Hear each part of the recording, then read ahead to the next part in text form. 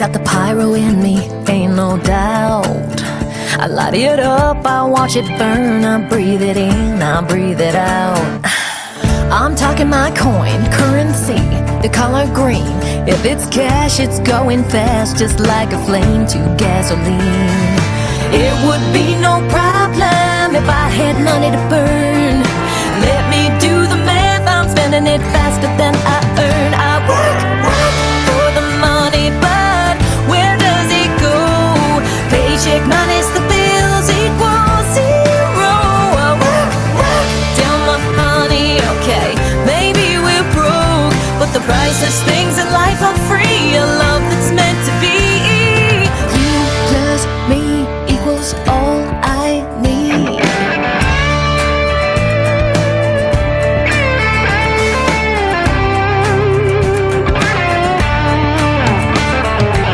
I got the pyro in me, ain't no doubt. I could set it on a blaze, walk away and go without. You and me, here and now is what it's all about. You're my lottery, love me for me, with my pockets inside out. Yeah, we'd still have problems if we had money to burn. If I had the choice, I'd still like to take a turn. For the money, but where does it go? Paycheck minus the bills equals zero. I work down my money, okay, maybe we're broke, but the priceless things in life are free. A love that's meant to be. You plus me equals all I need. You plus me equals all I need.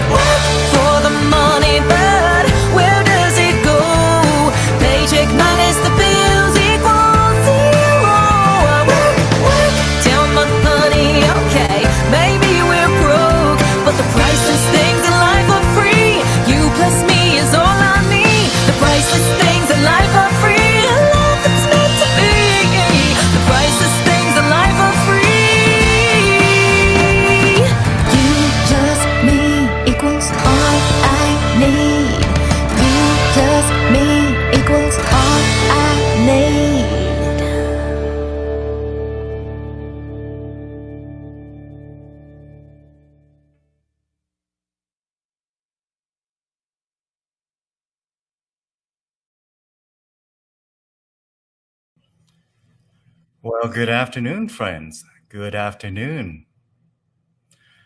Hope you're doing well today. Welcome. Welcome to another episode of Conversations with Dune and Friends. Today we have a fabulous friend joining us, and we have Jodie Leslie in the house, everybody. Jodie Leslie is going to join us for an hour and a bit here, and we're going to talk about music and music recording, live music, certainly, the music career, and just music and how it helps us live a better life. So grab a coffee or tea or your favorite beverage, folks, and join us in the conversation here. And you can certainly join us via the comment section there of the Facebook Live video that you're watching right now. And so, the more the merrier. So, So thank you again. Let me do a quick introduction of Jodie Leslie's background so that you know who you're hearing from before we have her on stage here with us for an hour and a bit. Recording artist Jodie Leslie, a 5-foot farm-raised gal, has taken those hardworking farm values she was raised on to put into her passion for music. Now, she has performed at the Canadian Grey Cup, the Bluebird Cafe in Nashville, the Canadian Finals Rodeo, for the Premier and Prime Minister, and has also been honored to open for her country recording artist mentors, George Canyon and Michelle Wright, Grand Ole Opry, Bill Anderson, Whisperin Bill, and Canadian Icon Carroll Baker. With a powerhouse voice, her sound seems to color outside of the lines, and that has opened doors for her to her in the pop and rock world, as well as having also been invited to share the stage with pop icons Bryan Adams, Chantal Kreviazuk, and Gino Vannelli. And Jodie was honored to receive the personal shout out from Micheal Sweet of the iconic metal band Stryper, who now is a follower of her music. The diversity and acceptance of Jodie Leslie's voice and music seems to point to the fact that fans, both young and old, mainstream and country, seems to gravitate towards the positive in her messages in her work. And her new single, You Plus Me, is a song many across the country can relate to, and with an upbeat dance your cares away vibe and a refreshing perspective. You Plus Me deals with the subject of financial hardship and leaves the listener feeling charged, full of positive energy, laughing and focused on what matters most in life. With quality songs written by Jodie and recorded in Nashville with Grammy-winning artists, you will also soon hear her work in various film and television placements with BBC and Paramount for 2020 and beyond. So friends, please help me in welcoming our friend today, Jodie Leslie. Hey, Jodie, how are you doing today, my friend? Hope you're doing well. And how's the weather over there where you are today? Hey, Dune, it's good. It's actually pretty warm today. I mean, we have snow, but I think it's like +2, so I can't complain. Nice. +2 is nice. +2 is nice. So thank you for joining us for an hour and a bit here. Tell us a bit more about your background, though. Expand on it a little bit. Tell us how you come to this point in your life and your career. Fill in a little bit of your background for us before we get into some sharing some music and some insights. Sure. Well, I feel like I gave you too much background with that bio. I think I sent you the long copy, and as you're reading it, I was thinking, oh boy, lower your expectations, people. I mean, I've been singing since I was about 3, and I always enjoyed it, but I never really intended to do it as a career. I was into horses too, so I went to college for equine sciences and horse training.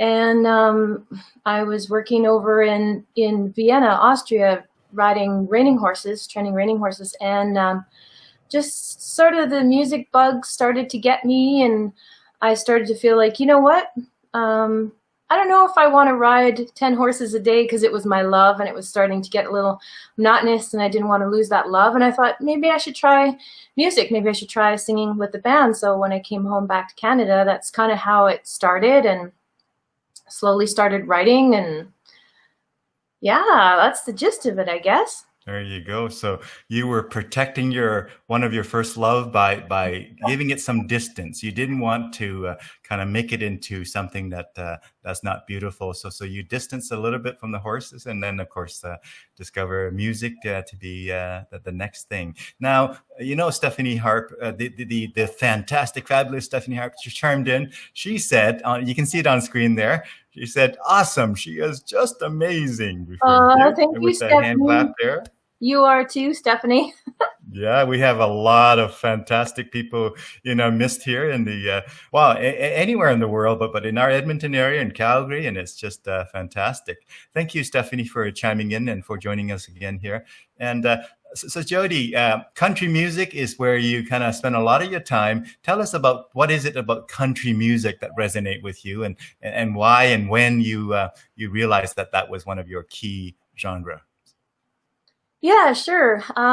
When I was in college doing the equine sciences, I got introduced to country music, and I'd heard some of it before, but when I grew up, I was pretty much only allowed to listen to Amy Grant and Debbie Boone.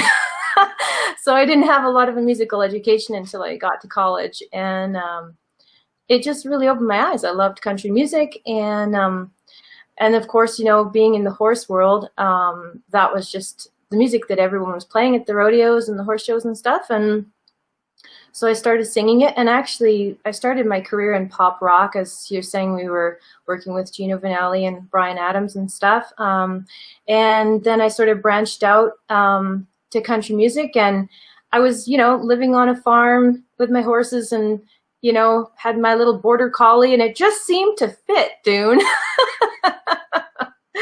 So I do a little bit of everything. I mean, I love all the pop rock stuff too. I follow everything. Probably like you follow all kinds of music, right? Mm-hmm. Another example of our environment often chart a course for us without us even knowing. Again, living on a farm and sort of in that environment, and it's just natural that that's the kind of music that you tend to gravitate to. And in this case, it stuck, and in this case, it became your career focus. It's true. Yeah. So tell us a little bit about into the storytelling kind of spirit here.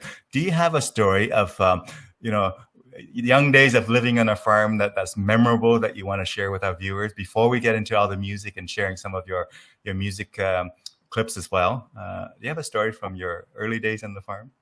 Sure. I mean, exploration is always the thing. On a farm, and let me see. There was times we washed our hair in the cow trough. That was fun. We wondered what it would be like because the cows seem to like it and frequent it. So we dunked our heads in and gave them a good wash in the cow trough, the cow slobber. My mom was actually a national judge for goats. Goats. Yeah. What do you remember some of the criteria? Oh yeah, we used to show all the goats and stuff, and the conformation and showmanship and stuff. We had to wear all white and show our little goats, and some people would put a French fry in their hand to get the goat to reach out and stuff. But when my mom was judging, we went all across Canada, and I would just sneak off to the horse shows because at those fairs there was always horses. So I'd say, where I'm going to be, and she'd just have to go find me with the horses there.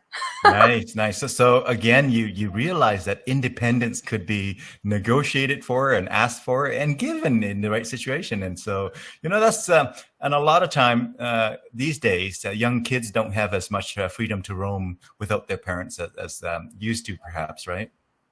That's right. Yeah, we used to just go outside and make our own fun. And when it got dark, we'd come in, or when we got hungry, we'd come in. It was a great life. Yeah, fantastic. We have wonderful, lovely, and fantastic Rita McDay chimed in.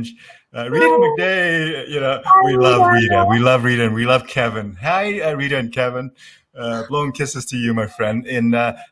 She's on the island there now, hey, in Victoria area, in BC anyway. And so she said, hello, Jodie and Dune. Remember the farm days. Absolutely. Oh, I love Rita and Kevin. And Rita was my singing instructor from the time I was 14. And I remember when I first got on stage, she was teaching singing lessons in a church, and I had to walk on the stage to take the lesson. And I thought I was going to puke. I just thought I was going to die walking on a stage. And but no, Rita was just so cool, and singing lessons were a little bit too much work for me. I wanted to quit, and she knew that, and so she would skip warm up for me. And we would talk, and she'd skip warm up, and then she let me sing fun songs just to keep me in it. She kept the love going. She customized it for you. Now, Rita has taught and mentored and coached and supported many young artists as well as older artists. In fact, just a real force in our music community there, and well loved for sure, Rita. Well loved for sure, you and Kevin. So tell us a bit more. Jodie. So these days, I'm going to jump to the present day here, and we're going to go back through time again. What does the present day look like for? Are you working on a project right now with your music? Are you working on another album? Or tell us a bit more about some of the musical thing that you're up to these days, COVID and all. Yeah. Well, you played You Plus Me, and that was a song I really felt needed to go out for this year, and I didn't know why, but hindsight, I can see it has a message for what we're all going through, and we're all going through it together. So especially being isolated at home with your families, you know, learning to appreciate and love all the idiosyncrasies that make us different and learn how to work together. So You Plus Me was the most recent, and then I am working on a project right now that it is totally deviating away from pretty much anything I've ever done. So I can't quite talk about it yet, but it's just in baby embryo form in my mind and in my heart, and it's gonna take me a totally different direction than I ever intended to. But I'm excited. So nice. So. Some transformation ahead. That's exciting. Thank you for sharing that. So, you know, as I was reading your bio there, you know, it started off with a recording artist. Now, do you do more recording than you do live performances, Jodie, or is it somewhat of a half and half, or what is it typically? I would say I've done way more live performances, you know, because when you go into the studio, it costs you money. When you get on the stage, you're making money. So yeah, I mean, just tons and tons of shows.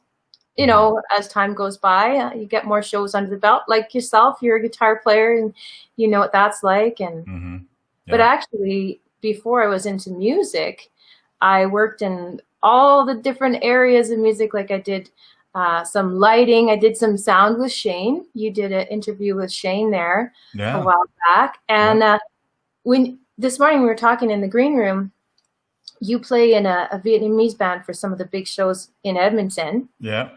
And I think I might have seen you there because I actually had my first camera gig at one of your shows. Oh, yeah. I remember now. Was that a wedding, right? Oh, no, it was like a really big, well, maybe I did a wedding. I don't think so. Yeah. So a big event. Show.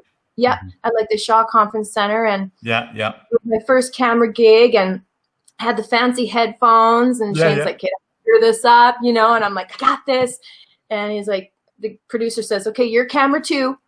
Here's zoom in. Here's zoom out. When you hear camera 2, I'll give you a directive, and then you need to do that directive." And so this beautiful Vietnamese singer came on stage, and she's dancing away and not wearing much, you know. And then she's looking good. And the producer says, "Camera 2. So, okay, I'm getting ready. Go to camera 2. He says, "Zoom out."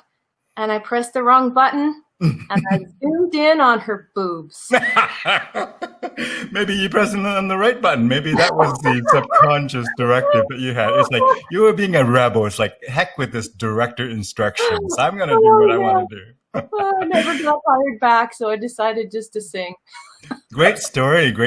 And like you said, you know, I played in several Vietnamese bands, and the way it works is they fly Vietnamese singers from other countries into Edmonton, and we back them up for all night kind of thing.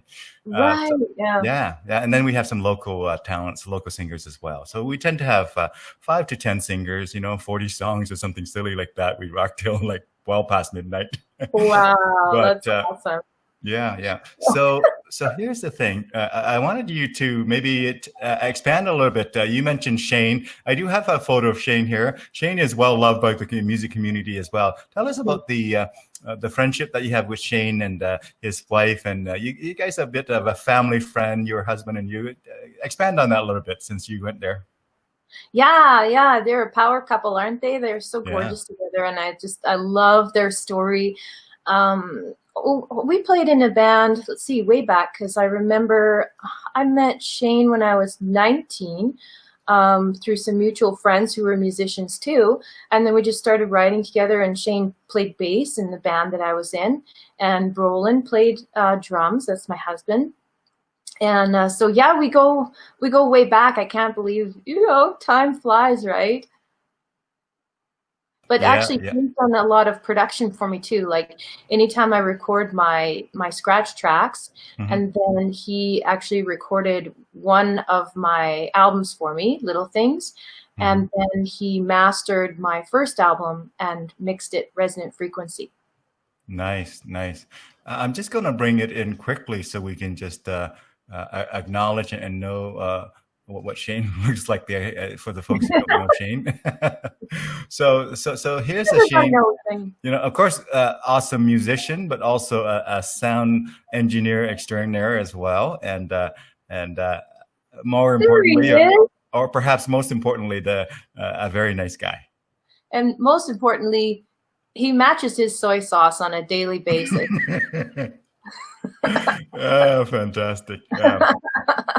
Yeah, I would love to maybe peruse through, since we brought up this photo, maybe spin through some photos and have you tell stories about some of those photos, and then Cool. we'll pause and we'll play some music, and I'll ask you some questions and whatnot. But so in no particular order, I'm literally just going to hit next on this thing here. Okay, so tell Good. me. Look at that! Is that your one of your drummers, or maybe the That's drummer? my husband.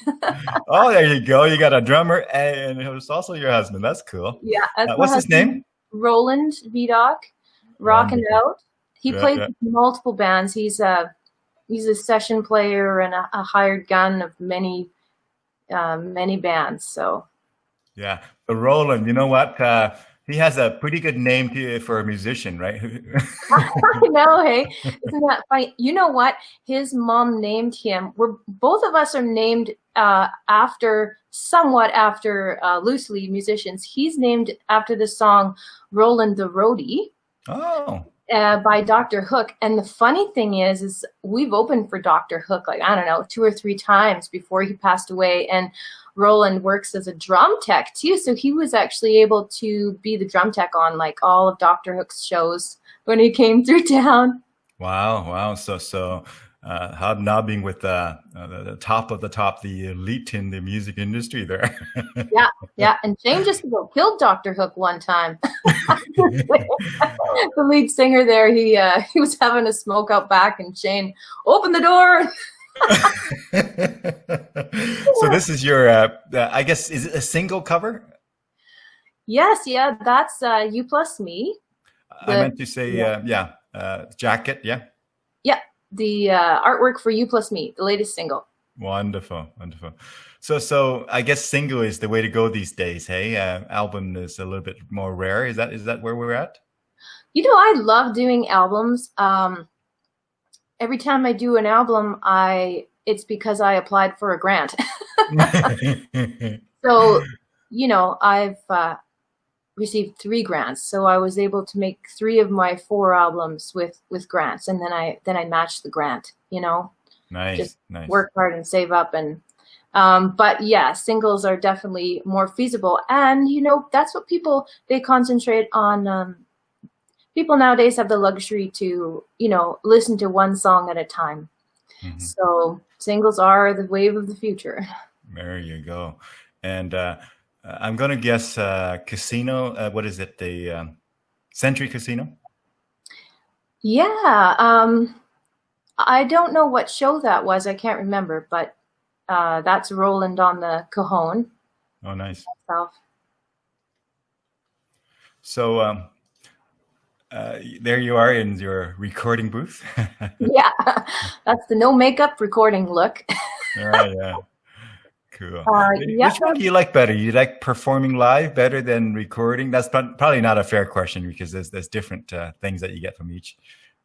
Quite honestly, they're so different. I love performing live because I love looking into people's eyes and bringing them joy and like connecting, and just there's a special, well, you know, Dune, as you play on stage, there's a really special vibe that all the musicians feel. We lift each other up, we're working together, and it's magic, you know. But when you're in the studio, the microphone picks up everything. You have to sing differently than if you were live with a hall sound or a room sound, and the resonance is completely different. And so you have to learn to sing all over again when you're recording, basically, right? Yeah. And then the degree of mic technique, loud versus soft really has to come in. You can't have, a gate or a condenser, like a live condenser type thing. Mm-hmm. And there's just so many factors about singing in the studio, which is really a different kind of art. Like it's much more technical. When you're singing live, you're thinking about the technicalities, but you're enjoying the moment at the same time. And mm-hmm. I think I do enjoy the moment when I'm in the studio too. Mm-hmm. They're just so different. Yeah. Thank you for sharing that. And I think, though, recording probably help you bring out some of the live techniques that you may otherwise miss if you never record it. I think if an artist only play live, they're probably missing some knowledge and skills and perhaps appreciation for the subtle parts of performances, perhaps. Yeah, for sure. You have to be way more careful when you record, and you're forced to listen to yourself back, Yeah. in the editing if you're a part of the production, which I always am. And so you're aware of how your whole body comes into play with your voice, and how your whole body can affect your voice, and how facilitating the mood when you're recording is so important, because you're capturing a moment that is going to remain timeless, and people are going to listen to it for the rest of time. Yeah. So it's really important to convey and capture that moment appropriately. It's like the final take. Yeah. It's not that was Monday's show, and then on Tuesday's show I'm going to do something different, and then on Wednesday's show at least we're going to change it up. This is that version. Yeah. So just a reminder for our viewers out there, first of all, thank you for tuning in, and feel free and please chime in the comment section of the live video here so we can see and display it, and encourage Jodie and ask her questions. Definitely redirect this conversation here as you wish. So Jodie, is this another single or a album?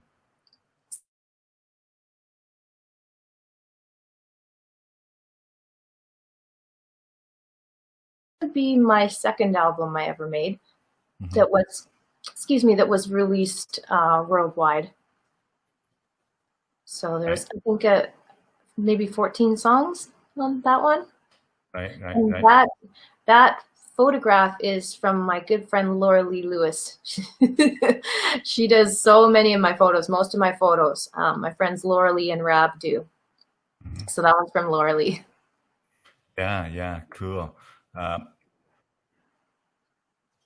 Way less wrinkles in that one. Oh, that's so yeah. Shane grew up in the Crow's Nest Pass, and so I ended up we were rock climbing together. We were rock climbing buddies, so we went to the Crow's Nest Pass a bit.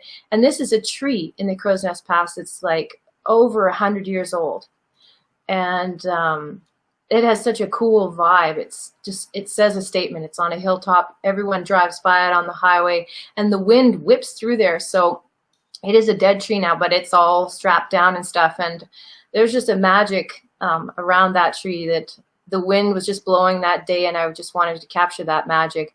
That's my friend Katie Krebs on photography. Nice.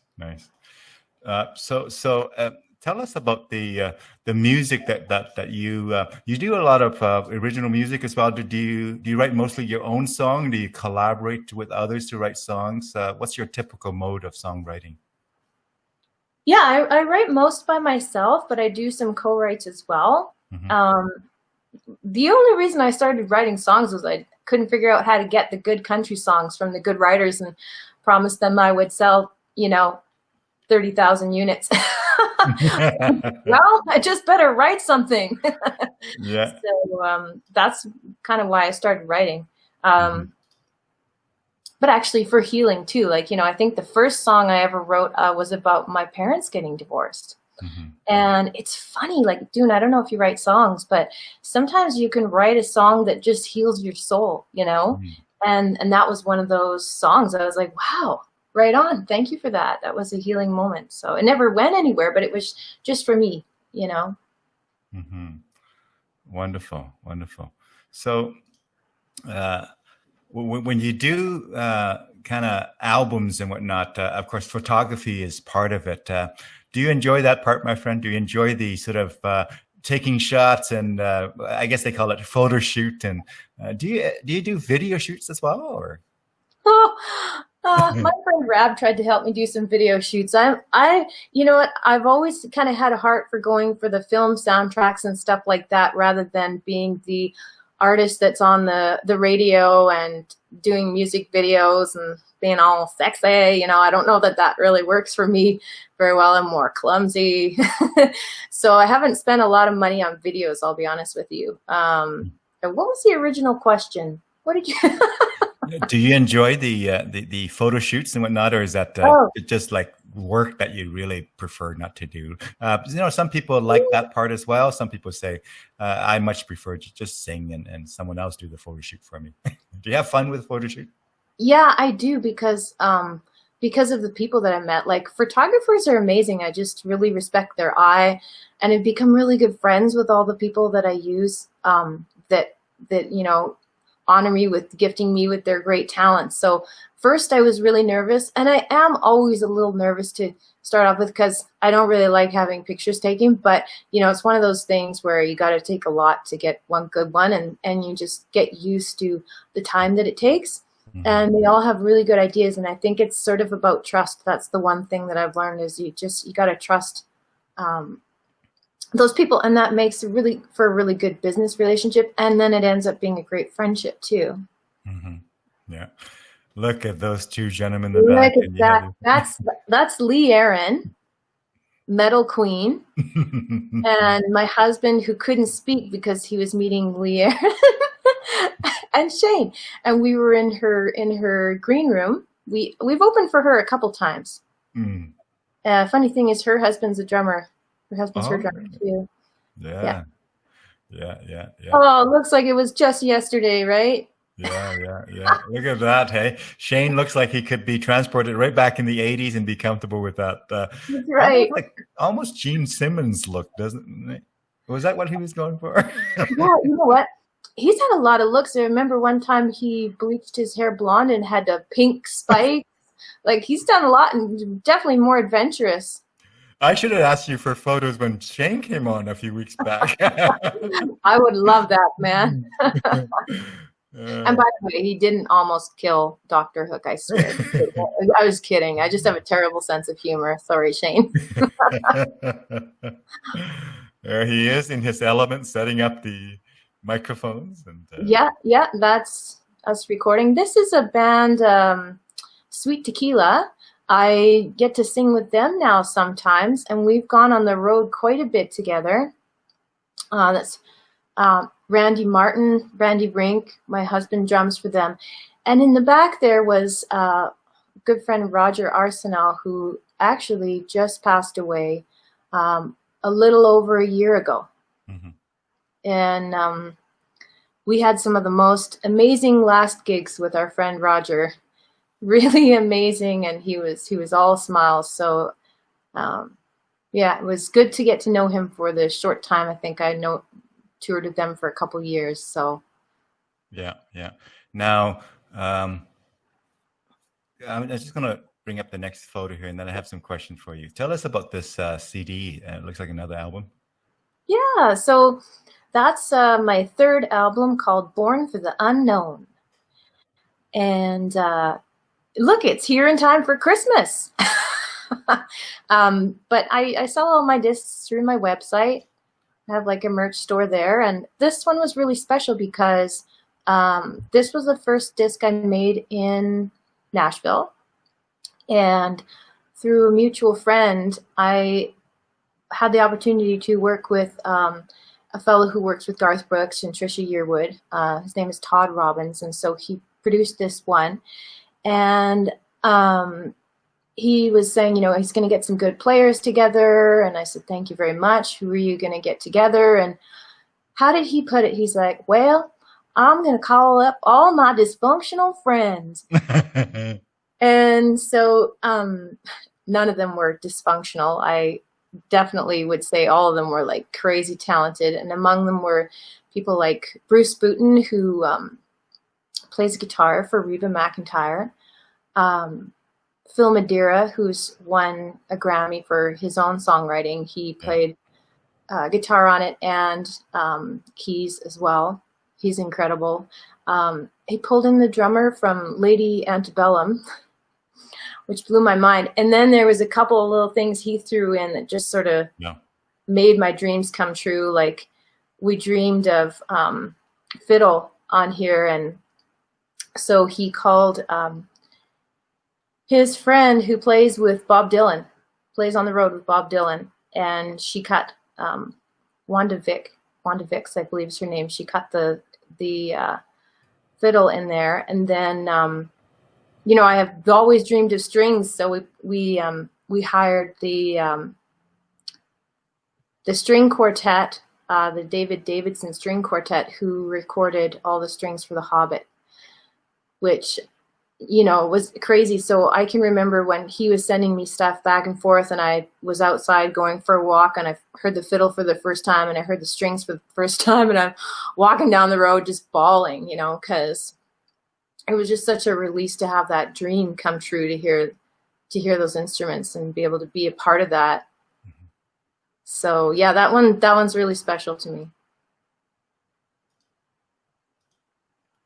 Question for you. Do you have a bit of a highlight moment or story that you like to share with our viewers in your musical career, musical journey? Is there a story that kind of stands out as a bit of a highlight of your career that's top of mind right now? Like meaningful or funny, or it could be any and all. Oh, you can share 2 stories if you have them, but I'm just curious what sort of resonate, what stands out. I'm not looking for any particular answer. I'm just, do you have a story that's top of mind that's a bit of a highlight for you? I really enjoyed opening for Bryan Adams. That was really amazing. I remember sitting in the audience going to all his concerts, and sometimes I would even just buy a ticket alone if my friends couldn't afford to go. And at the last concert I was at, I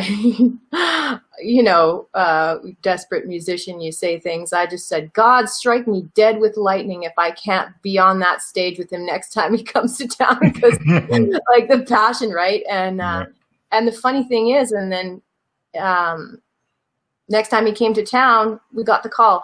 And the funny thing is, it's like there's so much red tape you'd have to go through to open for an artist like that. Like you should be on their label, you should be blah, blah, blah. And somehow that just all got cut. And there we were opening for Bryan Adams. Wow. How long, I'm curious now, how long from the time you had that thought and you spurred it out, you put it out to the universe by saying it out loud with passion, and the time where you were on stage doing that with Bryan Adams? Oh boy. It was 10 years. 10 years of concerts. 10 years of, it was, I think it's all about process. Yeah. And our character gets built in process. Yeah. So I want to highlight the idea of, you want to have a vision of what you like to do, if there were no roadblocks or stoppers or whatever, what would you love to have happen? And you came to that clarity about 10 years before it became, it came to fruition. But it's important for us to reach beyond our daily, where we're at today. If we live lives that just never aspire to anything bigger than what's possible right now, then it may not happen, because our brain sort of is put in gear when we have those desires, I think. Yeah, that's so good. And I think you're reminding me to keep those dreams alive, because sometimes as you get older, you become a little bit more realistic, and there's other things vying for your time and your care, and so, I mean, I'll be honest with you, I don't know that I've imagined lately what it would be like to do a project with no holds barred. If that were the case, I would again go down to Nashville and record it there. I would co-write with people who write way better than me, because, I knew that. Yeah. I would have amazing people on my album, like, to sing with me. And I think what you just said really encourages me to dream again about that. Thanks, buddy. Yeah, yeah. Well, Yeah. thank you. I just want to do a quick pause on the tech pause here. Do you recall when you came in that you set it to 720 this time around, my friend? I wonder if that was done Yeah, or not. let's So while you take care of that, I would just queue up the next thing, or at least queue up the next question anyway. And yeah. that is, Sorry about that. no worries. Yeah. Yeah, tell us on the opposite side. Do you have a story where you say, "Well, that was a bit of a low point in my career. That was Oh, yeah. painful. That was tough." I'm sure we have many, but I'm curious if you have one top of mind that you like to share with our viewers in terms of that, a bit of a low point in your musical career.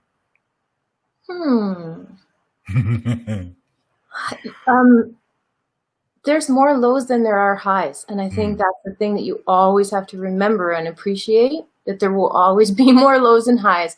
And if you can be happy in the lows, you can be happy in the highs.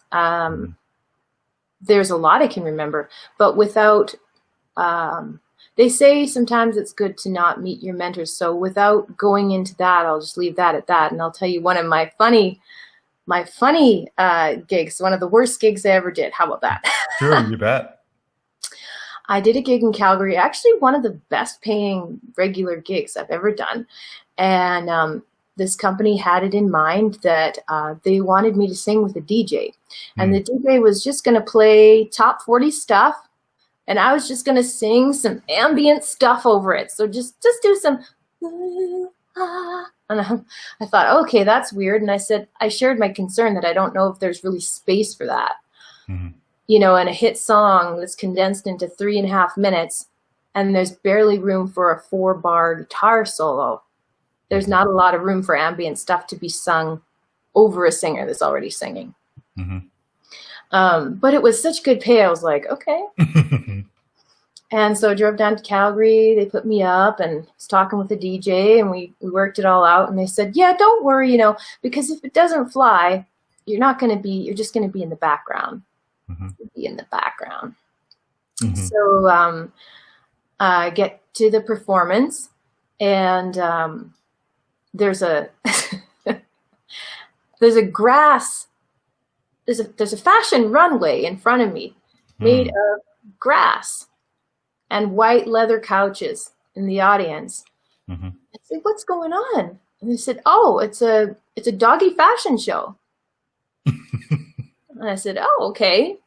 Well, who's the white couches for? Oh, the Prime Minister and his wife. And I was like, oh, this is, okay, well, thank goodness I'm in the background. So then I said, okay, so where do you want me to sing? Oh, up on that stage. So I get up on the stage. There's 2 wide screens displaying my face. Like in the background, hey? And so, you know, the whole show was, you know, your face is on 2 widescreens and people are waiting for you to perform, and you're just trying to fit an ooh and an ah somewhere over a top 40 song where there's no space at all. It was very confusing. And so in the break, I went back to my green room there, and there was 19 dogs in my green room, and I'm allergic to dogs. So I got to share a green room with the guy from the Dragon's Den, which was fun, which made the gig all worth it. Was it Kevin? It was, no, it was not Kevin. It was the other guy. Brian? Yes. And so Pizza guy. That made the Pizza Hut guy, right? Yeah. But yeah, that was the weirdest gig. And then they sent me home early because they agreed it wasn't working. I got fired from a gig because none of this was working. Well, the positive side of you should be thinking, I look so good that even when I have just a part, they decided to zoom in on me for the whole thing. Oh, that's the positive. That was crazy. That was a crazy gig. Yeah. Well, thank you for sharing that fun story. And so tell us a little bit about some more of your music here. Maybe I'm going to share another song, maybe not in its entirety, but tell us about, let me just go to the song library here and just grab we have Secondhand Ride, we have Gravity, we have Let Me Go Crazy. Which one would you like to play next for our viewers to kind of? Why don't we do Let Me Go Crazy? All right. So tell us about that while I cue it in here. So go ahead and if you could give it a bit of an intro.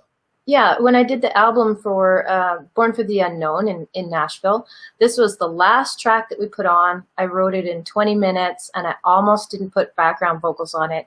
And then this is the song that the radio tracker chose to put on radio, which really surprised me. I was like, are you sure? What about this one that took me 8 years to write?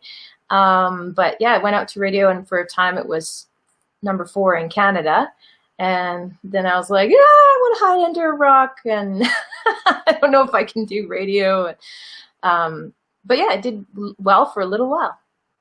Yeah, I'm going to play it, and let me know if you can hear it when I start it here. So I'm going to go ahead and bring it in.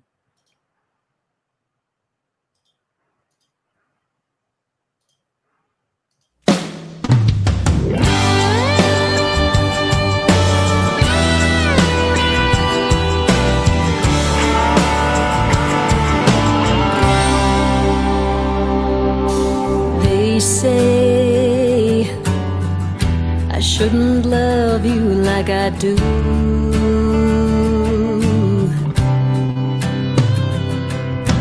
They say I shouldn't wanna run to you.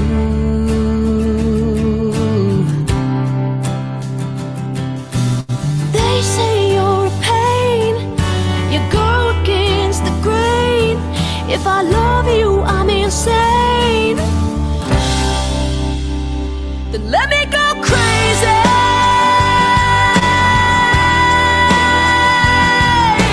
Crazy. Baby, if you love me, I'd rather be gone, gone every day. Crazy.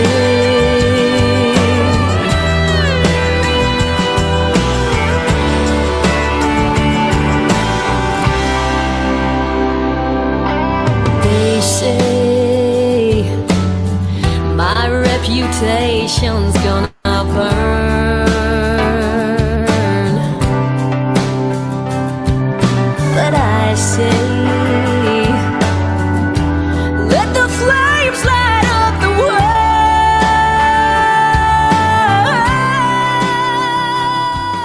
'cause there's no love. Now, I'm a little more cautious these days about playing music over these live streams because Facebook has changed the policy to be rather strict when it comes to these things. So I want to make sure I don't play the whole song these days. So beautiful sample of that song. Tell us a bit more about when did you release that song? Is it recent? So that was 2016. Mm-hmm. Yeah, so a few years back. Time flies. Yeah, yeah. Well, thank you for sharing that. Say hi to Byron there. Yeah.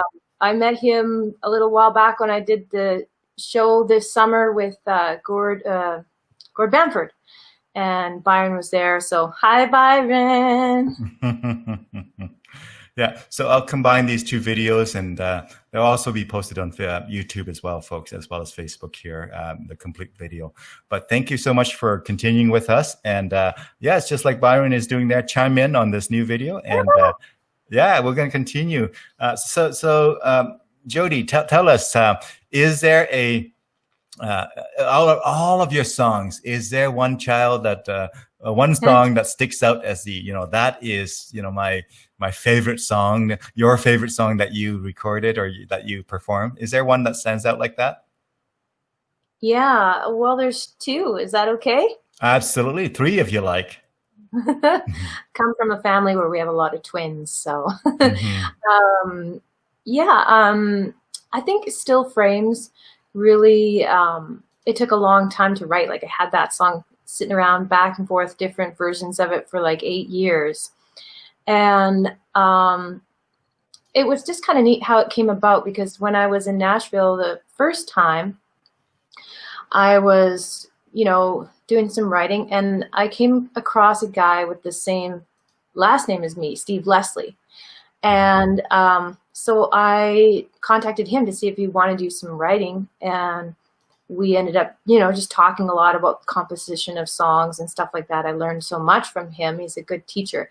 And funny story, because for like 3 years prior to that, every time I would look at the clock, it was 12:07. It was just so weird. And so I went to Steve's house and we did some writing. And long story short, when he heard this song, it was in a different form. And he said, what sticks out to me about this song is the moment you say Still Frames. I think you need to rip this song apart, start it again with the title Still Frames. And so that's what I did, which took me a few years longer. But I didn't realize till our last songwriting session, when I drove away from his house was number 1207. And I was just like, nice. The synchronicity between that is like, all right, now when I look at the clock, I'm probably not going to see 1207. Like, just this learning situation was meant to be.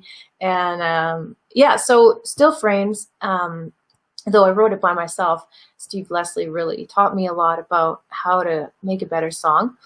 Yeah. And that one, there's strings on it as well from the David Davidson String Quartet, which did the soundtrack for The Hobbit. And then my very favorite song would be Learned to Love. And it's a slower song, but I wrote it around my mom because my mom has actually had about 7 different bouts with cancer. She's a cancer survivor. And I just wrote it about her life, her ups and her downs. And then as I started writing it, weirdest thing is like the words just started coming, and I just started hearing it in my head and just writing them down. I couldn't write them fast enough. And so it was like the song wrote itself. And it's just such a, I don't know, it's a meaningful song about life, like why are we here? And if we learn to love people, which is, I mean, hey, it's all of our biggest challenge, right? is loving one another. So if we can learn that, I think we've done what we're here for. So let's learn to love. There you go. Thank you for sharing those. I appreciate it. Now, I'm just curious, have you gone outside of the country music genre beyond the early days of sort of the rock music that you were into? Did you kind of work on other projects where you were outside of that, or did you just really focus on country music? Country music is actually very new. I would say Born for the Unknown, my third album, is my first actual legit, really country sounding album. There was always maybe a dobro here and there, but that's just more organic than it is country, in my opinion. So yeah, I would say, like, if you're going to ask me to play a song, the first song I would play is Stevie Nicks' Edge of 17. Like, that's the kind of, I love that stuff. I love everything. I love Prince. I love Stevie Nicks. I love Bryan Adams. I love Bruce Cockburn. I love country too, and that's part of the aspect that comes out. But if you were going to ask me to sing naturally, it probably wouldn't sound super country. It would be an amalgamation between country and rock, which I think is probably weird, but probably why it ends up working well. Like, I can do a show with Chantal Kreviazuk and then do a show with George Canyon, and it's very strange, but I'm kind of on the line of either one. Mm-hmm. Yeah, well, thank you for sharing those, and much appreciated. Now, Byron, and he chimed in again here. I played this before, but you were talking, so you might not have seen the Byron said hello again, and lots of fun, he said. And Stephanie Harp chimed in again, and she said she's amazing, right? So thank you, Stephanie, for following us from the first video to second video. You are so special. We needed 2 videos to cover your conversation, my friend. I have out there part 1 of 2 and part 2 of 2, and then of course I will merge them after later on today, so it'll become 1 video, and I'll post that. But do you want to go for like a trilogy or something? Yeah, we could. I don't want to push my luck. So tell us, in all of your years of playing music, what's the one biggest lesson you learned about the music from the music career that you've had that may be helpful to other musicians, or frankly, helpful to just anybody who may or may not be a musician or whatever?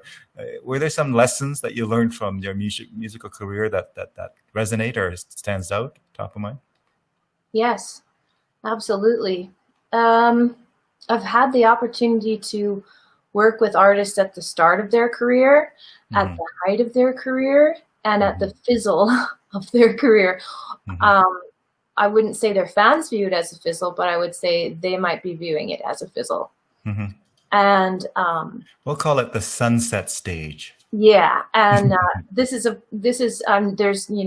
I'm not mentioning anyone who's in my bio or anything like that, so I'm safe. But I would say I've learned to respect. I think it's really important that because of what I've seen, I would love to always respect fans. Mm-hmm. If they ask for an autograph, you be the one that autographs it. Don't have your manager sign it backstage.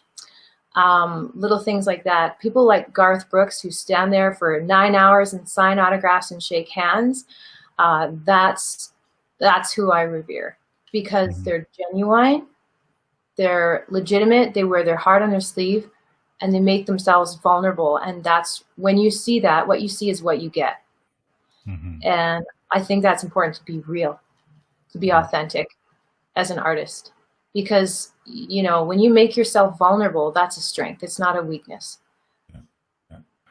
Yeah, and I just want to also pause on the point that you made, and really, what it really is, music is more than just a performance. Music is the connection between people, and when you're the performer, when you're the recording artist, and you're connecting with people, you want to round that connection beyond just the stage. And you spoke about Garth Brooks and others who have that example that we can certainly note, right? Yeah, I think it's to be thankful for every part of the journey, because when a lot of people start out, they're doing smaller venues. When they're at the height of their career, they're doing huge venues. And when they're at the sunset of their career, they're doing small venues again. But every stage in the journey is a gift. And every stage is an opportunity for learning humility in different ways. Mm-hmm. And I think the last thing you want to be, people call stars because they shine. Mm-hmm. And, musicians, whether you're a star or not, you're just here to bring joy and uplift people, help them evoke emotions that maybe they otherwise couldn't do for themselves. You say something for them that maybe they couldn't say for themselves. And that's what we're here for. We're here to help people, right? We're not here to become black holes, vortexes, right? Yeah. So yeah, So again, humility.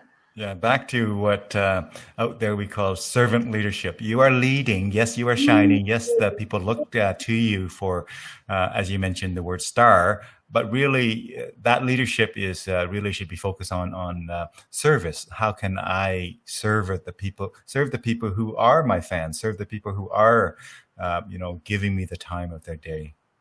That's so good. And Dune, you teach a leadership course, don't you? I teach a lot of leadership courses. Yes. Yeah, that's so good. That's my takeaway. Yeah.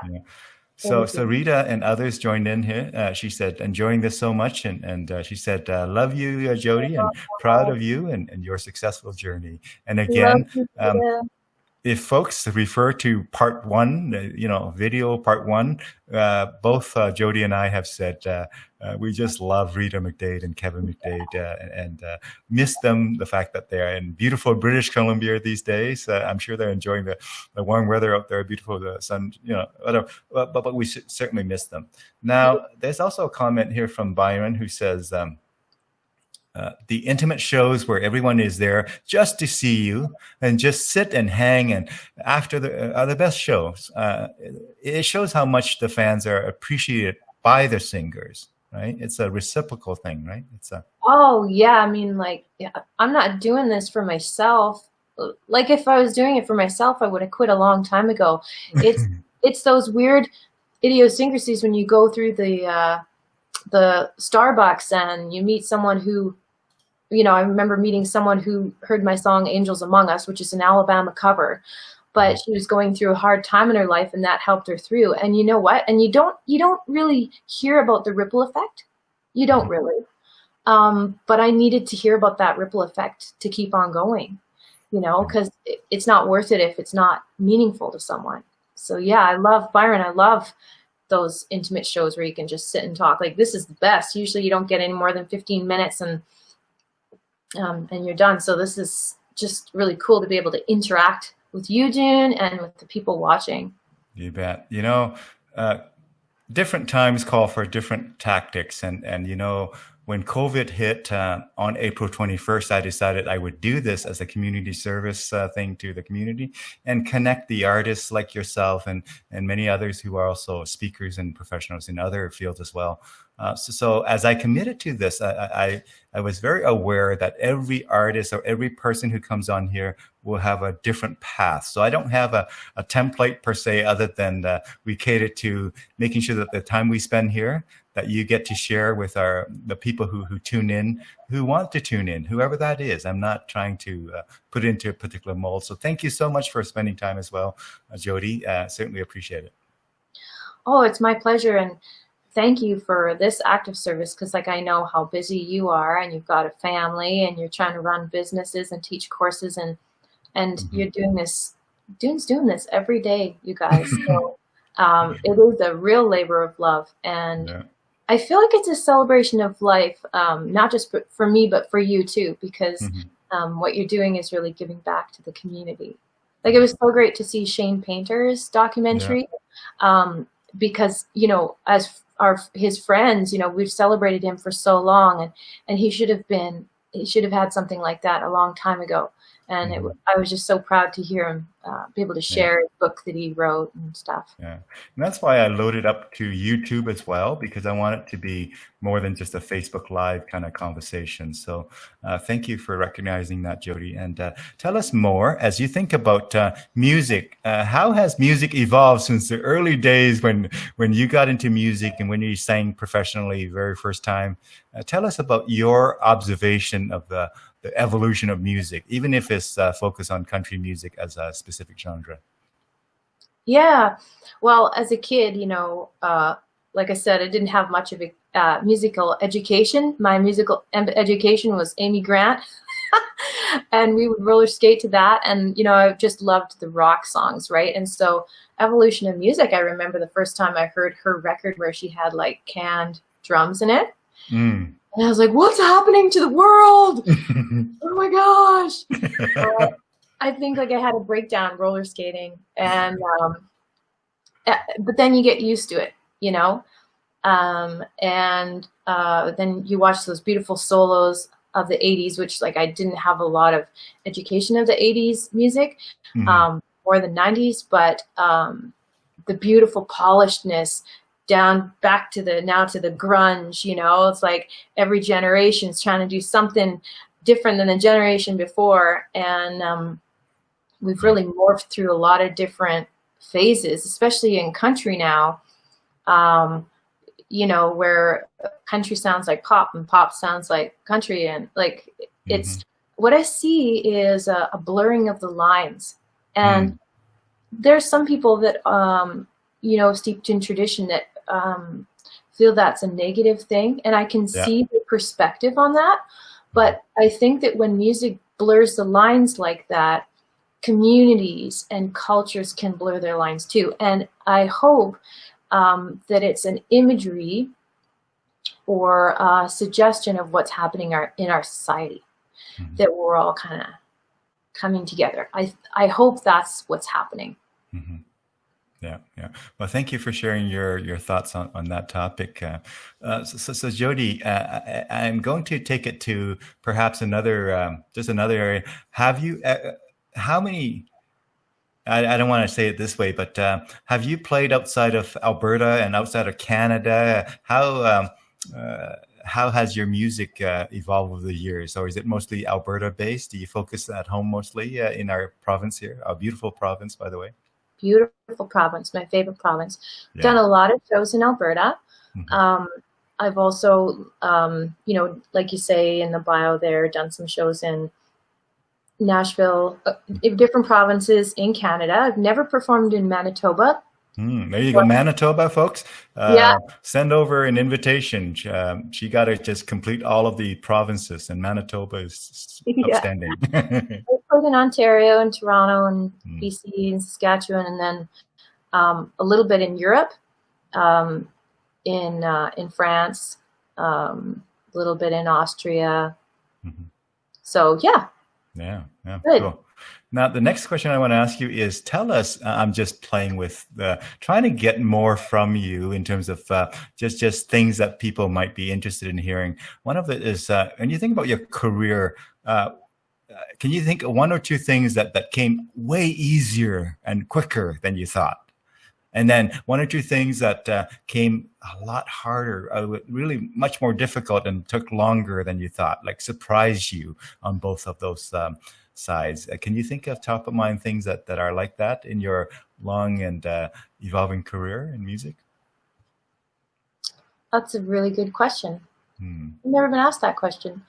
I heard a great artist from the East Coast once say before I even started recording, he said, your first project is going to come easy. Your second one and your third one, it's going to get consecutively harder, and it won't come without a fight. And I thought, oh, that's strange. But he was right. The first project fell together, worked great. The second one was more of a fight. The third one was like an even bigger fight with an audit, and fighting for my cause, showing that all these expenses were justified. And then,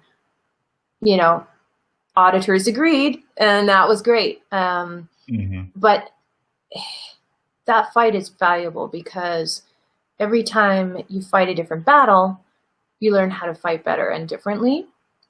And when I say fight, I just mean be creative, find different ways of doing things. Don't give up just because, the way that you tried it last time isn't working, because there's another path. There's so many paths to, finding your solutions. So when someone tells me I can't, I don't really hear that. I hear, how can I? Wonderful. Well, thank you for sharing that. Again, life is full of problems to be solved, and we become the more complex the problem, the more kind of new and different the problem, the more we grow, right? So as you mentioned, we just sort of learn from all of these problems that we've kind of addressed or deal with over the years. So tell us a bit about, you still live in somewhat of a rural kind of area. You're not a big city gal, or are you? Are you wanting to get into some big city, move to Toronto and just kind of live in a big city? What's your thought on big city, small town and rural area? I want to hear a little bit about that. Yeah, dude, every time I've been in Toronto, I hide in my hotel room and order room service. And I go out a bit, and then after 5 days, like when we're in Vegas and stuff, or Nashville, after 5 days, I'm shell shocked from the lights, and I need to get back to some cow poop. Yeah. Yeah, I like living in the sticks under a rock. Yeah. So in other words, you're in a fairly ideal location right now. You're not in a big city, and sounds like you're enjoying it. Yeah, I'm a bit of a hermit. I love nature, I guess. If you're gonna ask my number one love, I love nature. How about you? Are you a big city lover? I used to live in a big city in Vietnam, of course, very crowded, in Saigon, right, which is now Ho Chi Minh City. But very crowded compared to Canada, anywhere in Canada. Even Toronto would seem probably sparsely populated compared to there.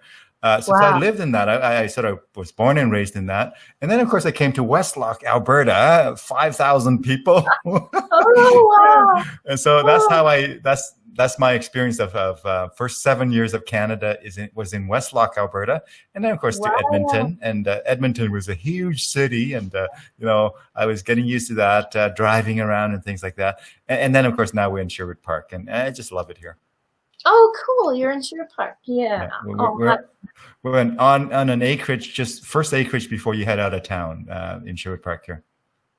oh, cool. That's Hmm. awesome. Yeah, yeah. I want to bring in some more photos by way or as a way to kind of tease out some more stories or some more sentiment from you. And, there's a bunch of photos here, but I'm going to actually start with this one here. Give me a second to just bring it in here again here. And we're going Okay. to enjoy a little bit more of this stories, these stories that are brought up by the photo. So give me a second to bring that in. And, let's just see here. There it is. And tell us about this photo, a bit of a glamorous photo.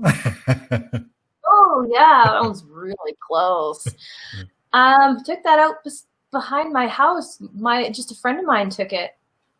No, not even a professional photographer. And it just kind of worked out. It was one of those ones that worked out. I think we actually used it for a single. It's funny how the photos that like where I forgot my wardrobe or it was just random and fancy makeup wasn't done, they end up being the ones that work. Yeah, yeah. Hey, Byron had chimed in again here. He said, "So good to hear more about you, Jodie." And have to run though, so take care. So, yeah. Bye, Byron. Thank you very much for tuning in. Bye, Byron. Thank you for tuning in. And so, bye, Byron. There we go. So there's the gentleman. We saw the drummer. What's the word? Yeah. That handsome fella. That's so my tell us, because you have the inside track. Now, I, not being a drummer, have sort of perspective about what it's like to be a drummer and whatnot. Tell us, being married to a drummer, what's one or two things that you can say about, characteristic of a drummer that you could share on the airwaves here for people who are not drummers, wondering how drummers are wired? That's a good question. I think I'm still trying to figure that out. No, he's really mathematical. He's very analytical, and I love the balance because when he hears a song, he hears a beat. And so he would be a great songwriter because he knows what makes a happy song. He knows the vibe to create. And honestly, when I'm by myself, I write a sad song or a slow song. So I need him to bring in that beat. He knows so much about beat. He likes to make noise. Cool. Yeah, he's got a lot of different things going on in the basement. He's got a lot of gear. Wonderful. So you play guitar. Do you play other instruments, my friend? Was this your first instrument? Was guitar, or did you start on a harmonica? Or let's talk about my husband more. No, there you go. I'm kidding. Yeah, no, I started on piano actually, and I had to practice at 6 a.m. every morning. And I decided to quit. A rebellious teenager. So then at 21, I started playing guitar, and that's been my primary instrument. So this is another. Is it single or album? This is my 4th album. This is I've had the honor of opening for Carroll Baker and Whisperin Bill and these just cool iconic country artists, and I love doing the vintage country, and so this is an album of classic cover songs. Nice. And on there is Folsom Prison Blues, lots of good iconic country songs. That album is really great to sell at live shows because you can perform the songs and then people want to take home a memory. So, and that's on the website too. Fantastic. If you want a stocking stuffer or a nice coaster, y'all go to my website. Which, by the way, I'm going to bring it up here just quickly. So, of course, it's just as you would imagine, it's jodieleslie.com. So very easy to remember. So there it is. I'm just going to bring it in very quickly here and just, again, give people a sense of the look and feel of the website when they go there. So there it is. And I'm just going to go ahead and can you see that there, my friend? I cannot. Okay, let me just do one more thing then. So how about now? Oh, yeah, there it is. You are a wizard. Yeah, I can see it. There you go. So love the attitude in that, love the mystery in that, and that photo is That's great. my friend Rob Glez. He's a good photographer. Yeah. So I'm just going to take a quick run through it here. You got home, you got events and biography and gallery and music store contact. So really just a fairly typical musician page, but it is your page. And so folks, do check it out at, again, jodieleslie.com. I'm just going to put the address here on the screen for the folks, and then we're going to continue a little bit here, and we're going to wrap it up soon as well. So folks, there's the website, and do go there and visit. And you probably got some songs on there that people can stream and download and play and whatever have you, right? Yeah, you betcha. And thank you, Dune, for sharing that. You're awesome. Yeah. So Jodie, I'm going to bring back the photo here, and we're going to kind of flesh out a few more stories, and then we're going to wrap it up here. So in terms of, again, the photos that I'm just going to kind of pause on this here. I'm going to bring this back in. Flush out. I thought you might pick out the one on the toilet there. Yeah. So so was guitar your first instrument, or did you start on another instrument, or was it singing your first thing before you learned how to play guitar? Singing and piano. Okay, cool. That's all the sort of essential there: singing, piano, guitar. They can kind of travel with that. Yeah. Yeah, I'm going to go ahead and just spin through some more photos here. So this almost looked like Wonder Woman. Was that the aim? Yeah, that was before Wonder Woman, but that was my first album, Resonant Frequency. That cool. was in the album artwork. Cool. Oh, that's playing with Mark Baudin. I used to sing for the Retrofits, and that's Mark Baudin with green hair. I have nuts. Yeah. That was opening for Trooper. There's Shane on the side. Mm-hmm. My friend Brian Ruddle on guitar. Mm-hmm. Now you've got what is it? Spunk there in that photo. Oh yeah, I used to be quite spunky. Yeah. And of course, no country music artist would be complete in their photo portfolio without a train track, a railroad kind of shot. That's exactly what it is. And that was when I forgot my wardrobe. So we just stopped at a train tracks. And I don't know if you can see, but I'm wearing really high heels. So that's the tired look of the reality that it's not a good idea to wear high heels on a train track. Don't do it, folks. I remember my early, childhood days around the train track, and it was a different scene, my friend. Let's just say it that way. It was just a different scene when I was spending my time on the railroad track. Back in Vietnam, I think it was. Sounds like there's some stories there. There's your fine man Roland there. Yep, no animals were hurt in the making of that photo. I had to bring both grandparents into there. One is my Baba's hat and my grandma's stole. So this is like glamour essential shot here. Yeah, I don't normally, wear or promote for. That's at Sylvan Lake. My friend Laura Lee Lewis took that. That looks like it could be right back in the 60s or 70s, kind of. Yeah, dude, I feel like I was born in the wrong era. Except we have stuff like Advil and stuff, which I really appreciate. Yeah. If you ever, get tired and you look at Roland and you call him Sonny, then you know you were in there. Yeah, Roland the roadie. Yeah. This is with the Retrofits again. That might have been Oh, I don't know where that was. I was going to say maybe in Toronto, but I don't think so. Yeah, yeah, yeah. And of course, our friend Rosemary Receiver, she's a tall gal, hey? That's the girl. That's right. I'm almost as tall as her saxophone. Yeah, that baritone, heavy baritone. Oh, Lord. Uh, Oh, that's in Nashville. That's Patricia Conroy and mhm. Michelle Wright. Yeah. Great Canadian icons. Patricia Conroy, both of them writing amazing songs. Nice. Oh, that's cars. What is that? Barracuda. Do you That's remember what color that was? Is that a red or orange or what? cherry red.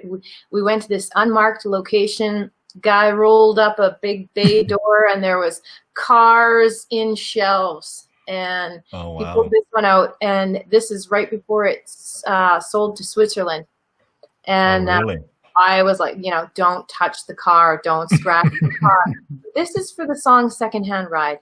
And the Yeah. song Secondhand Ride is about a girl that finds a Barracuda car up on blocks in a barn.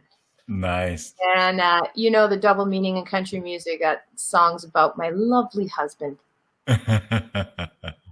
Yes, yes, yes, yes. Absolutely. There's the Barracuda. There he is. There he is. Now, I hope it was a warm day because I guess the snow is melting there. I can kind of see some water. Yeah, And, that was yeah. at the Jasper Park Lodge. We rented a log cabin and got married, and then it was like +3. It was awesome. Couldn't Oh, complain. nice. Yeah, Yeah. yeah, yeah. When we got married 26 years ago now, Woo. but 25 and a bit. But anyway, the whole Jasper and Banff trip and whatnot, very memorable with all of the scenery there. Yeah. Cool. Hiding. This almost looks like what is it? One of those I don't know, almost like East Indian kind of vibe, Morocco, I want to say. That's just a old blanket I got at a secondhand store or something. That's for the covered album. That's the Yeah, artwork for covered. yeah. So tell me, what's your favorite venue that you've performed at so far that is top of mind? It may not be the favorite, but what's top of mind as I ask you this question right now? Yeah, Any venue that comes to mind?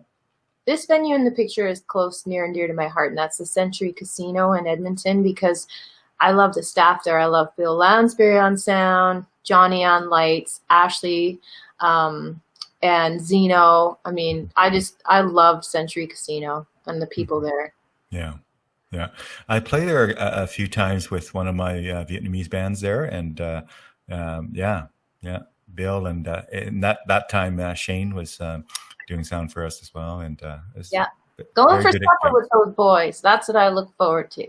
Yeah, very good experience there. Yeah. Always good to work with great professionals, you know. Yes. This is the artwork for the song that I was telling you I wrote in 20 minutes. Um, Yeah, uh, I bet you it took longer to make the artwork than to write that yes, song. yeah, it probably did. Laura Lee and I found like a rundown bus in a field, and we pulled a guerrilla style photo shoot, Mm, and in and out. nice. More 60s, 70s, although this one is uh, I'm going to say timeless in the sense that it transcends the decades. There was that photo when I commented the 60s and 70s. That was a bit more indicative of that era. But this Ooh, one is just a bit of a timeless kind of photo here. It could be any decade.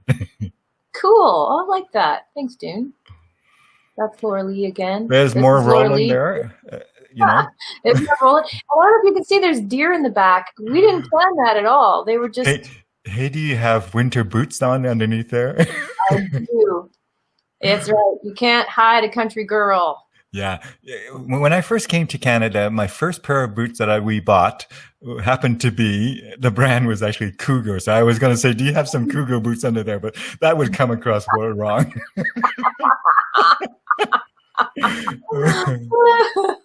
You never know. Yeah, there's more. Fantastic. Oh, this is the Sound of Music version 2.0. That's right. There's some corn. Get me Tabor some corn? corn. Yeah. Do you remember where this was? That's near Sylvan Lake. Okay, cool. Got to be some peaches and cream corn. That's I never think about corn when I go to Sylvan Lake, but I guess they're there too, huh? Yeah, corn's everywhere. Mm. They grow a lot of fields of corn just to feed the cattle over the winter because it's so high calorie, Oh, really? Cool. Keeps the cattle warm in the winter. Yeah, very cool.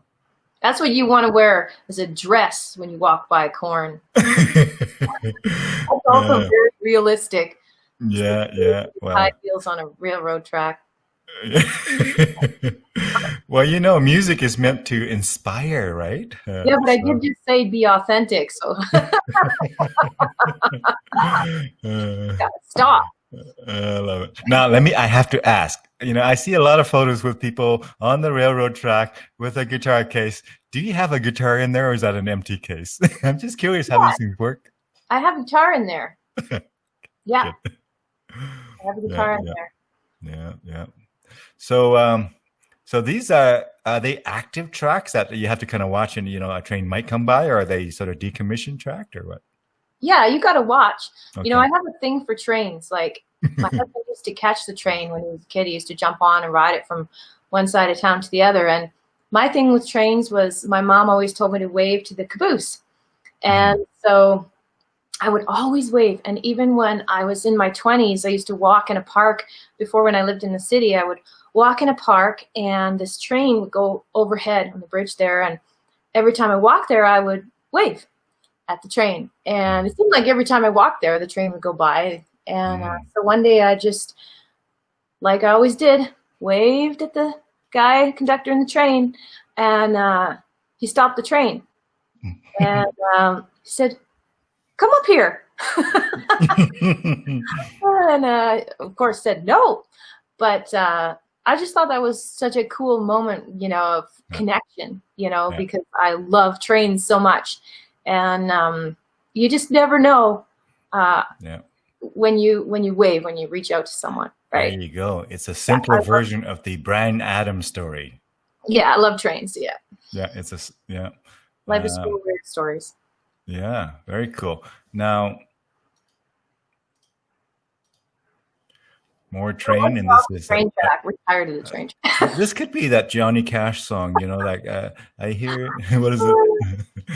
Where's the trains are coming, rolling around the bins. Granny there with the hair.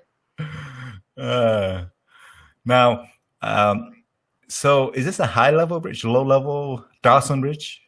Oh, I'm not sure. This is somewhere out in the country in the boonies, central Alberta. Cool. That's the Garlic Stomp. Good old Garlic Stomp. I used to do some jazz gigs, a lot of jazz with like Sandro Dominelli and Mark Boudin, and played with Andrew Glover a couple times, which was always neat. Yeah. Now, so I'm going to ask you some other questions while we kind of spin through these photos quickly here. So as you look up the next 5 years, do you have a similar vision for the next 5 years than the past 5-10 years, or is it going to be some kind of transformative kind of change that people got to look out for? Are you going through some major kind of innovative changes, my friend? Yeah, it's true. You are very perceptive. I am. I'm just going to be kind of changing everything as far as I know. One thing that will be constant and that I hope to keep working towards is all these songs, all these babies have gone to a publishing company, which is run by women who I really respect, and they're pitching to film and television and stuff. And right now we're trying to, I'm honored to be a part of something that they're getting together for the COVID-19 isolation. So I hope that comes to fruition. But so these songs have gone to them. Thankfully, it's in good hands. And then the future for my style is going to sound really different. It's going to be just what I want to do, as opposed to, having a directive of sorts.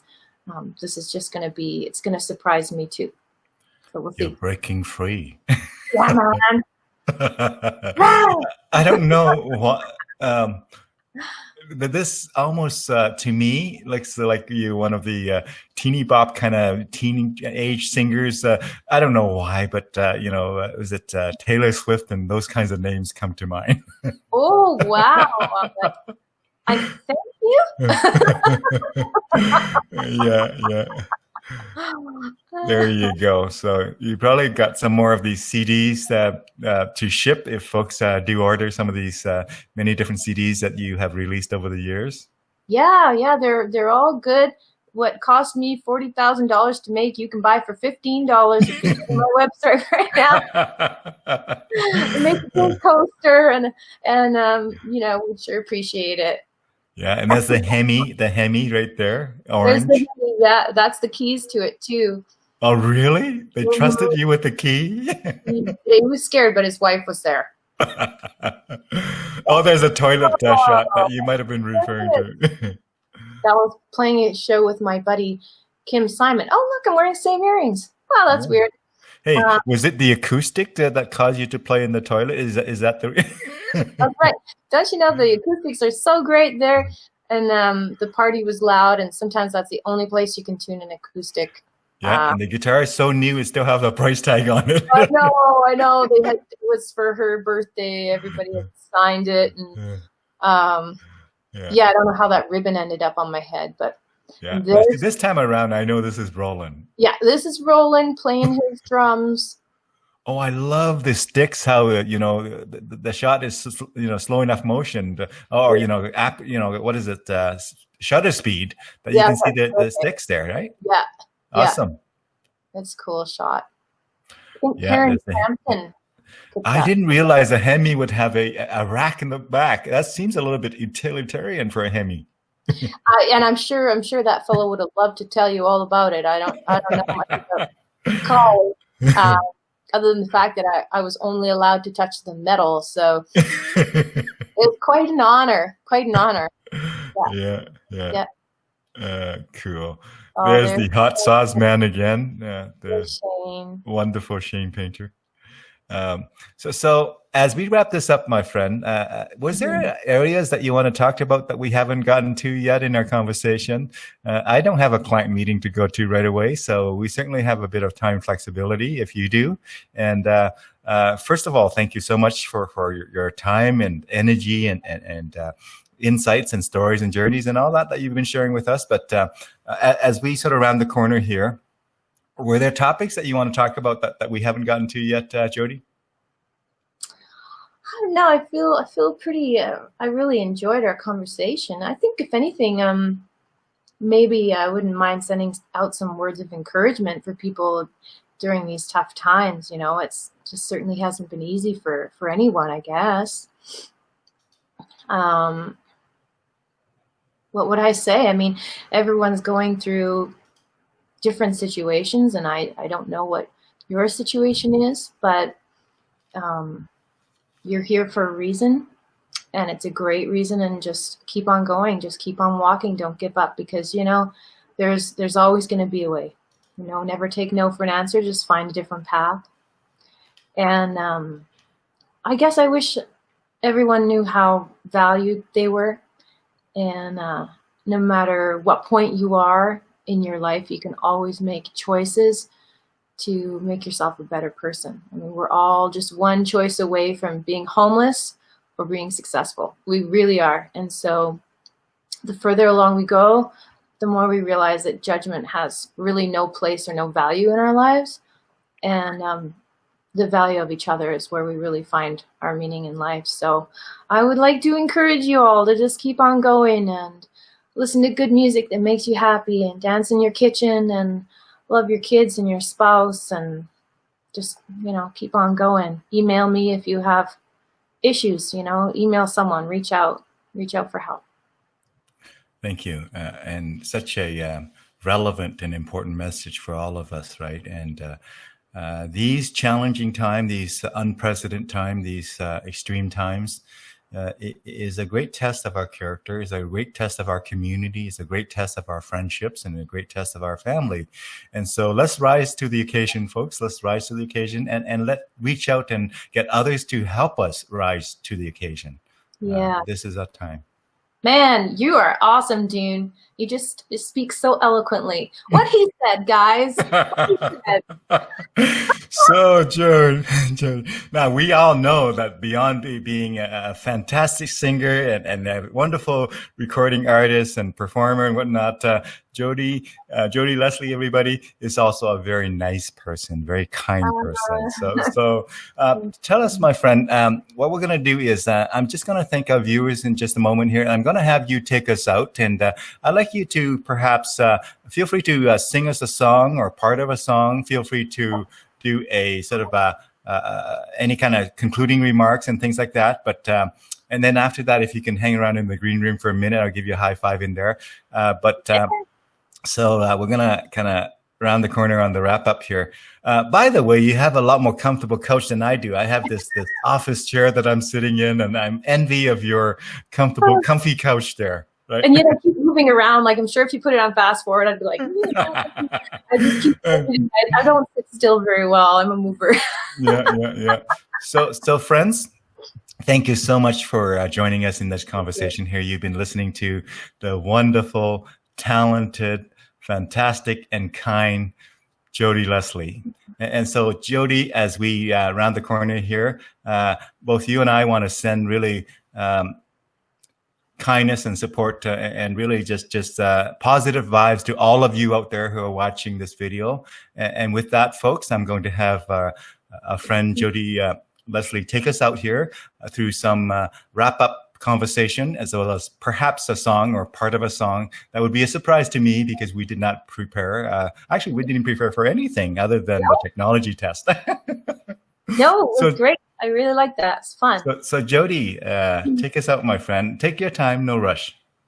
Oh, thanks, Dune. Well, like Dune said, he didn't even give me a list of questions. He just said we're gonna roll with it, and that's how just naturally good he is at stuff like this. So thanks for tuning into his show, and thank you for supporting not only your larger artists, but the little ones, because we all make up a mosaic, or if you stand back, it's a beautiful tapestry. If you look up close, it's chaos. But thank you for tuning in. And I guess if I was going to sing a song a cappella, a song that probably goes really good with what we were just talking about, is a song called From the Ground. And I don't know, maybe just sing a little bit of it, Dune? Is that sing good? The whole song if you like. I would love it if you sing the longer version of it. Oh, okay. It's sort of weird. Give us the long version, kind of like how long Thriller was back in the 80s. Let's do one of those. Okay.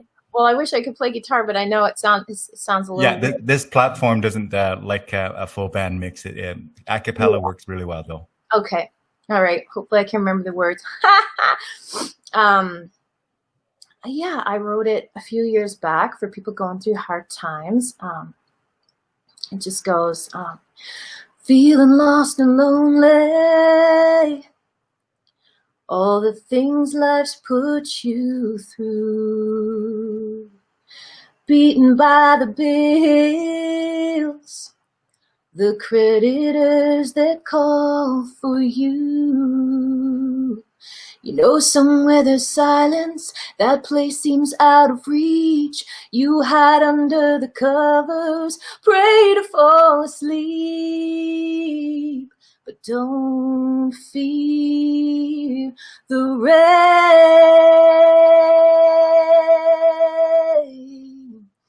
The seeds of today, the here and now.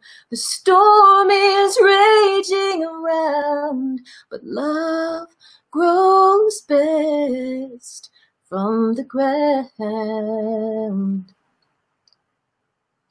From the ground, from the ground, from the ground. It's a fresh start from a new heart, having come so far, knowing who you are. Hope runs beneath the desert of disbelief. Lift your head on the wind, storm clouds are rolling in. But don't fear the rain.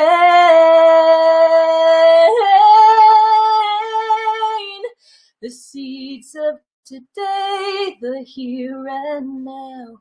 The storm is raging around, but love grows best from the ground.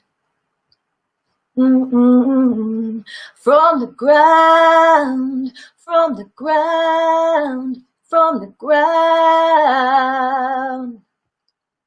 From the ground, from the ground, from the ground. Don't despise this small start. Don't despair, you burdened heart. Don't despise this small start. Don't despair, you burdened heart.